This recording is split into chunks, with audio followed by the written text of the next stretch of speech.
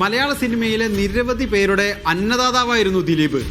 ആ അർത്ഥത്തിൽ പലർക്കും സിനിമയിൽക്കകത്തും പുറത്തുമുള്ള പലർക്കും അദ്ദേഹത്തിനോട് വലിയ തോതിലുള്ള കമ്മിറ്റ്മെൻ്റ് ഉണ്ടായിരുന്നു. അതിൽ ദിലീപ് കുറ്റാരോപിതനായിരുന്ന സമയത്ത് ചിലരെങ്കിലും അകലം പാലിച്ചെങ്കിൽ പോലും അദ്ദേഹത്തോടുള്ള താല്പര്യത്തിനും മലയാള സിനിമാ വ്യവസായത്തിൽ അദ്ദേഹത്തിനുള്ള വലിയ നിക്ഷേപവും സ്വാധീനവും എല്ലാ അർത്ഥത്തിലും പരിഗണിച്ചുകൊണ്ട് മാത്രമേ ബഹുഭൂരിപക്ഷം സിനിമാ രംഗത്ത് പ്രവർത്തിക്കുന്നവരും പ്രതികരിച്ചിട്ടുള്ളൂ എന്നുള്ളതാണ് യാഥാർത്ഥ്യം.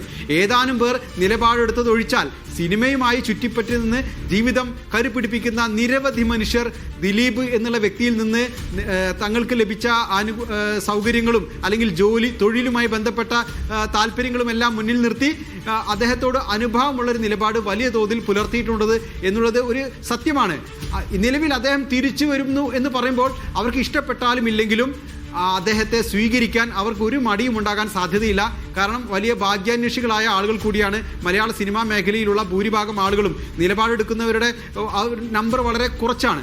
ആ അർത്ഥത്തിൽ ദിലീപ് കുറ്റവിമുക്തനായി വരുന്നു എന്നൊരൊറ്റ കാരണം മാത്രം മതി അവർക്ക് അദ്ദേഹത്തെ സ്വീകരിക്കാൻ. മാത്രമല്ല നമ്മളിപ്പോൾ കണ്ടിട്ടുള്ളത് പോലെ തന്നെ ദിലീപിന്റെ സിനിമകൾ വരുന്നുണ്ട്. അദ്ദേഹം ജാമ്യത്തിൽ പുറത്തിറങ്ങിയ ശേഷം സിനിമകൾ ധാരാളമായി ചെയ്തിട്ടുണ്ട്. അതുപോലെ തന്നെ മറ്റ് സിനിമാ മേഖലയിലെ ഏത് ജോലിയും നിർവഹിക്കുന്നതിന് അദ്ദേഹത്തിന് തടസ്സമുണ്ടായിരുന്നില്ല.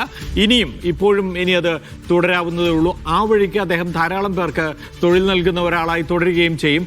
പക്ഷേ ഈ സംഘടനകൾ എന്ത് നിലപാടെടുക്കുന്നു എന്നത് സിനിമാ മേഖലയിലെ അവരുടെ വനിതാ സഹപ്രവർത്തകരോടുള്ള അവരുടെ സമീപനത്തിൻ്റെ ഒരു സൂചനയായി കൂടി വിലയിരുത്തപ്പെടും എന്നുള്ളതാണ് നാം കാണേണ്ടത്. എന്തായാലും മടങ്ങിയെത്താം.